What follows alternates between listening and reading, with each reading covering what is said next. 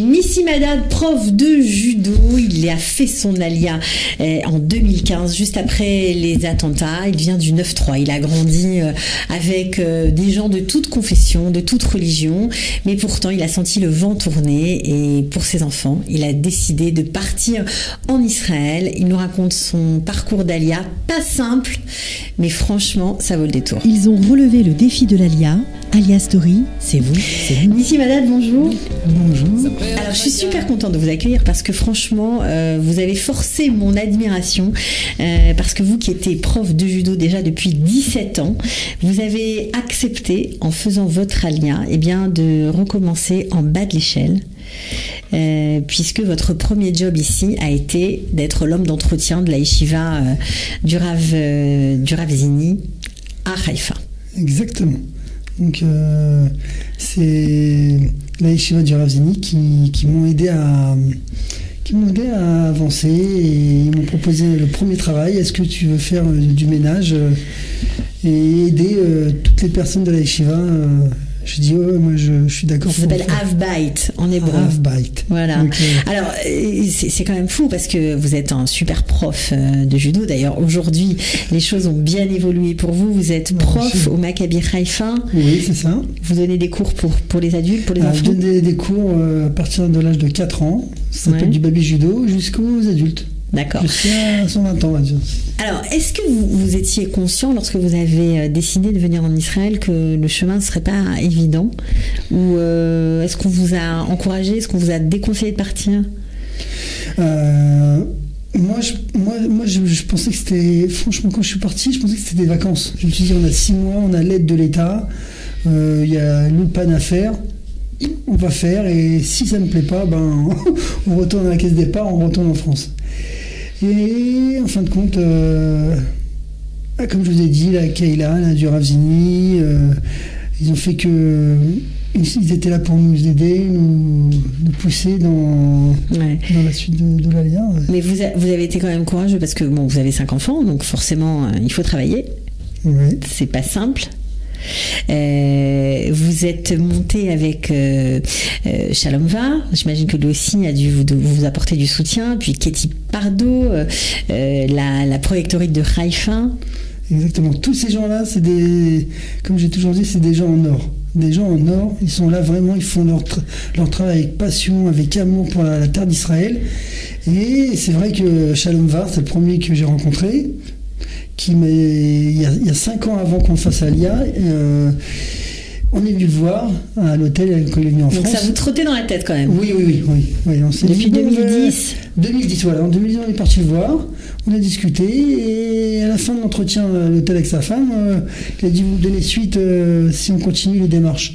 Et quelques jours après, avec ma femme, on s'est dit non, on est très bien en France, il n'y a pas besoin de partir, on va rester. On va rester. Vous habitiez déjà Villepinte? Oui, j'habitais déjà en région parisienne. Donc une petite communauté. Voilà, petite communauté. On avait un petit peu de mal à avoir Mignane, mais on arrivait toujours on était solidaires entre nous. Ouais, donc petite communauté, donc c'est sûr que lorsque vous avez dû dire à votre rabbin que vous partiez, ça veut dire un homme de moins pour le Minyan le matin. Exactement. Il devait pas être très content. Non, il m'a même demandé 3 choses. Il m'a dit Nissim, attends, il y a un truc que j'arrive pas à comprendre. Tu as fait construire un pavillon tout neuf en 2013 parce que tu habitais un peu plus loin par rapport à la synagogue. Tu t'es rapproché, ça faisait 10 minutes de la synagogue et tu nous as dit tu me sors, oui, je vais faire mon alia avec ma famille. Attends, je comprends pas. 2 ans après, on peut pas partir comme ça. Et voilà, après il m'a dit moi je te propose 3 choses. Si tu as ces 3 choses-là, je te dis le tapis, il est grand ouvert pour que tu partes. Il m'a dit est-ce que tu parles l'hébreu? Je dis non, mais je vais faire mon ulpan. Je vais faire mon ulpan et avec ça, non. Il m'a dit ça va être un petit peu bon, d'accord. Il me dit est-ce que tu as de l'argent? Je dis ouais, comme tout le monde, je vais vendre mes voitures, je vais vendre mes armoires, mes lits.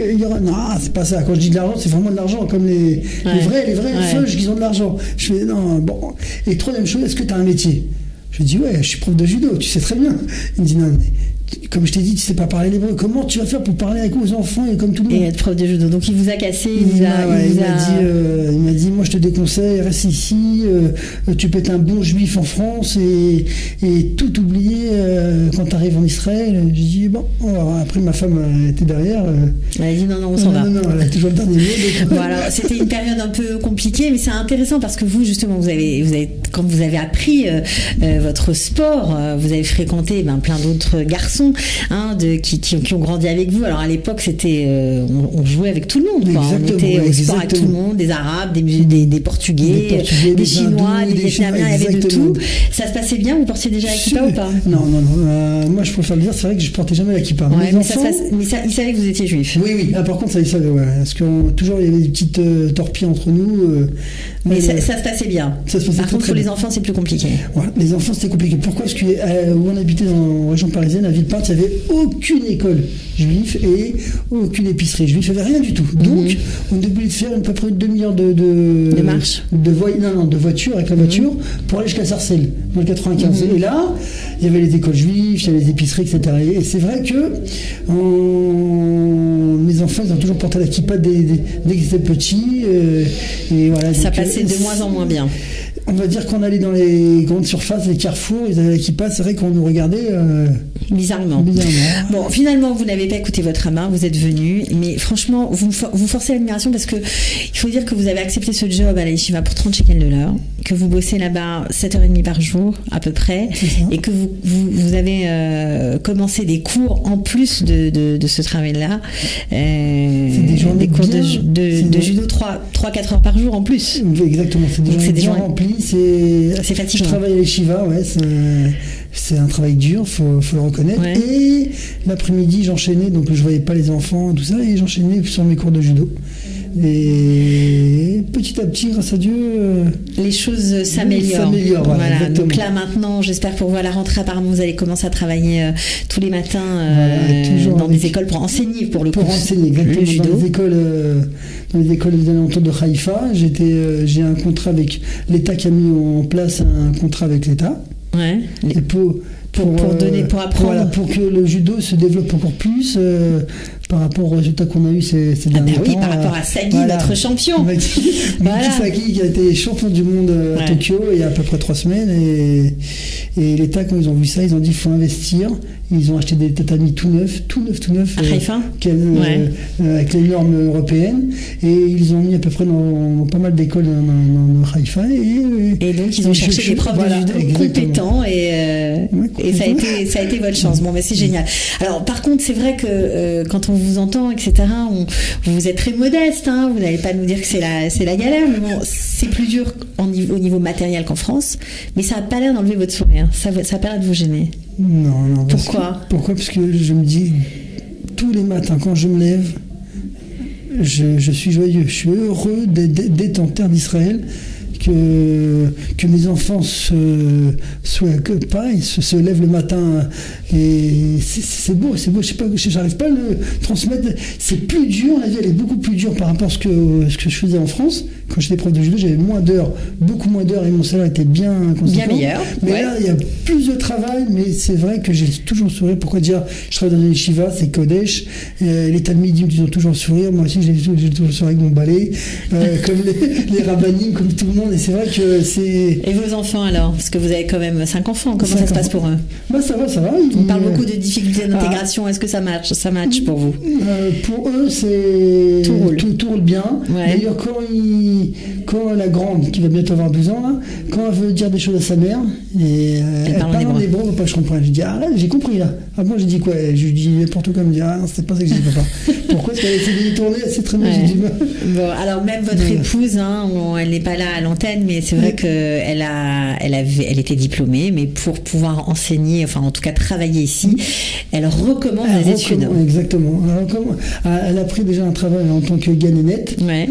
Et en plus de ça, elle étudie. Elle a fait une formation pour devenir pas comptable. Expert comptable? Non, pas du tout. Comptable? Comptable, mais c'est pour s'occuper des fiches de paye et tout ça. C'est pas, c'est différent. La TVA peut-être. Ouais, TVA, salaire. Ouais. Elle aime bien. Ok, donc franchement, bravo. Je suis contente que ça se passe bien pour vous. Merci. Ben, j'espère qu'on va entendre parler de vous encore et encore. On était vraiment ravis de vous accueillir. On vous souhaite plein de bonnes choses. Merci beaucoup. Bon retour à Haïfa. Merci. Voilà, et à très bientôt. Que des bonnes nouvelles. Merci. beaucoup. Ciao. Bye. Ils ont relevé le défi de l'Alia.